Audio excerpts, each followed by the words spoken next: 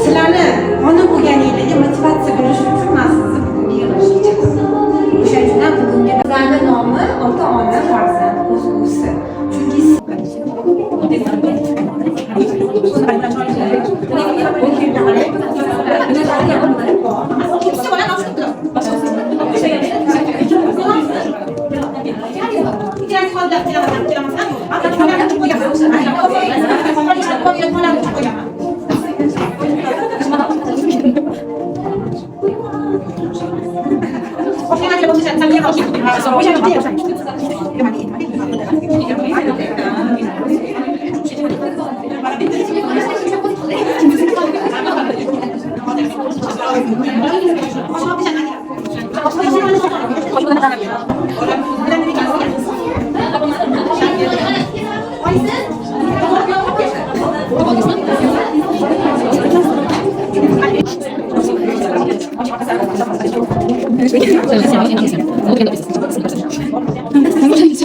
katta hayotga qadam qo'yishganda ularni kelajakda nima kutayotganimizni bilmaymiz.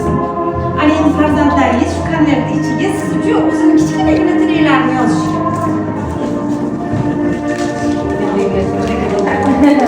Faqat yig'lamanglar. Bu so'zlarni ular sizga yetisholmaydi. Biz o'zimiz yetmaganmiz. Yetkisi keladi, lekin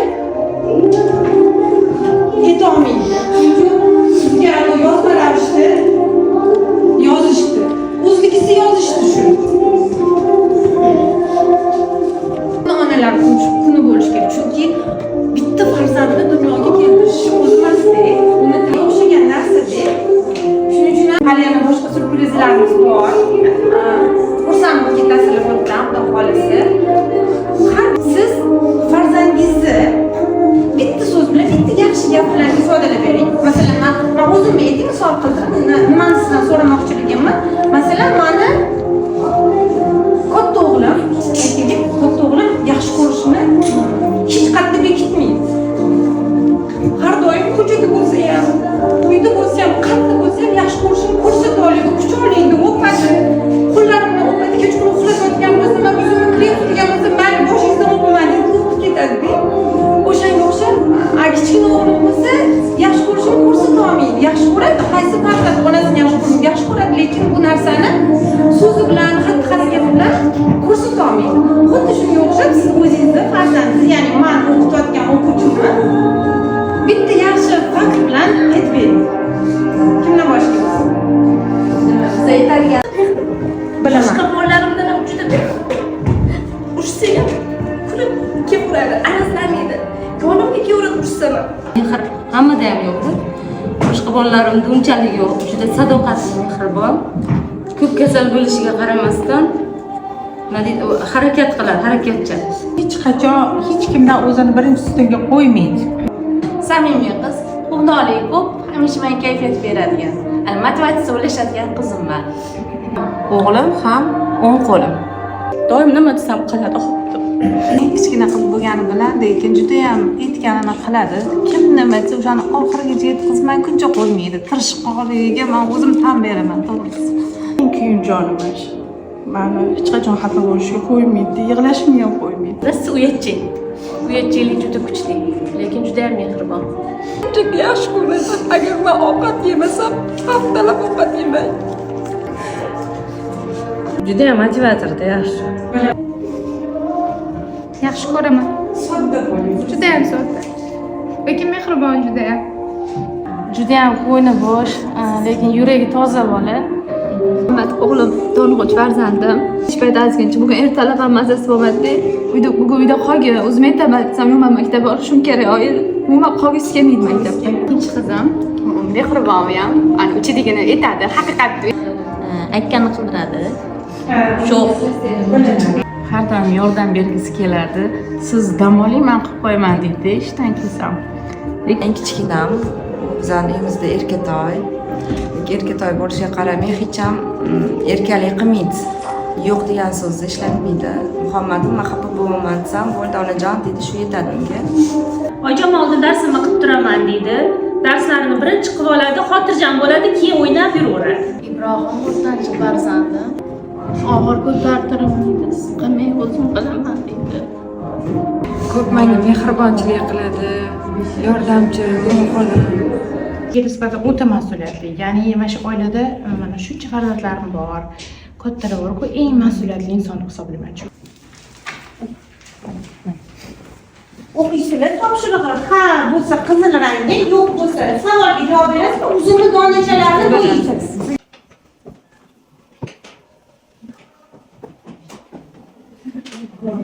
Tahlil qilamizmi? Javobi bormi buni? Agar sizni o'zingizda qizil donachalar ko'p bo'lsa, bilingki, siz eng yaxshi onasiz. Farzandingiz ba'zan yashilga boygan bo'lsa, ba'zanda muntazam bolaga e'tibor yetishmaydi. Ya'ni sizni qanchalik darajada sizni sabringiz yetishmayotgani. Endi yo'q degan joylarda ko'p. Farzandni tinglash, unga vaqt ajratish, hissiyotlarni nazorat qilish, mehrni ifoda etish kabi jihatlarni siz bolaga yetkazib bera olasiz. Vaqtingiz kamroq ekan bu narsaga. To'g'ri narsa ekan. Bilib oldingizmi?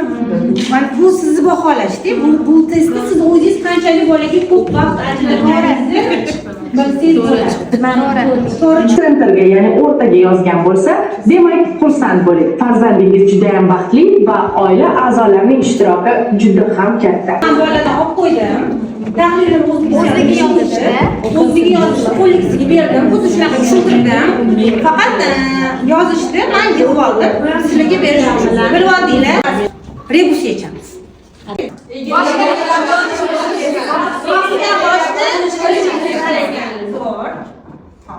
Keyingisi.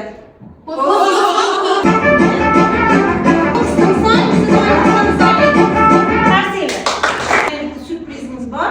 Undan oldin masalaga va'da berdim, sizlar bilan kofe qilamiz deb. Bu ko'rsatmoqchi bo'lgan narsamni kofe ichib qo'sh kelaylik. Shu hozir kofeni qo'yib qo'yamiz. Ichiga kofelarni solib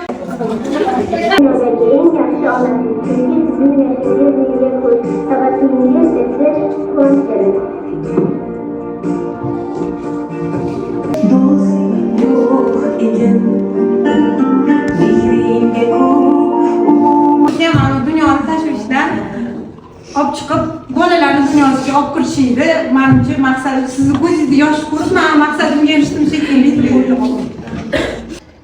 Alloh hech qaysimizni farzandsizlikdan avvalambor o'zi asrasin. Har doim farzandimiz bag'rimizda, ko'zimizning oldida yurishsin.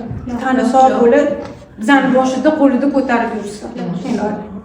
Rahmat sizlarga ham. Rahmat. Shuncha uy tashvishlaridan, mayda to'y yozuv chizuvlaridan ortib bizga shunchalik vaqt ajratib qilganingiz uchun rahmat. Birinchi marta bo'lyapti bunaqasi. Bular ham o'zidan o'zi bo'lmaydi. Mablag'ingizni hech kim bir sim pul yig'ib bermadi-da, to'g'risi-da. Shularga ham yurgirib, yelib qilganingizga mendan rahmat. Alloh qodir. Alloh rozi bo'lsin, siz ham rozi bo'ling. Sizdagi ustozdan o'qiganiga faxrlanaman bolalarimni, to'g'risi. Rahmat.